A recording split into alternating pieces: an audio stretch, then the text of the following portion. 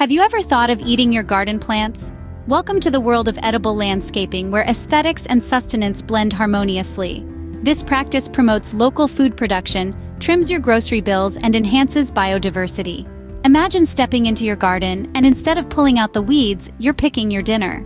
So, what are some plants that you can incorporate into your edible landscape? Let's dive in. Blueberries, for example, are not just a treat for your taste buds, but they also offer stunning fall colors that can beautify your garden. Then we have Swiss chard. Known for its vibrant, colorful stems, it's not only a decorative addition to your garden, but also a tasty one. Let's not forget nasturtiums. These flowers are a true feast for both the eyes and the palate. Their peppery taste adds a kick to salads, and their vibrant colors can brighten up any landscape. And of course, there's rosemary. This aromatic herb is a culinary favorite.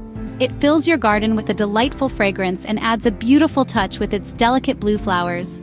The possibilities are endless, and you'll find that many of the plants you already grow have edible parts you never thought of eating.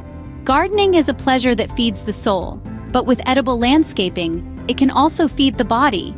The benefits are numerous, from fresh produce to aesthetically pleasing gardens.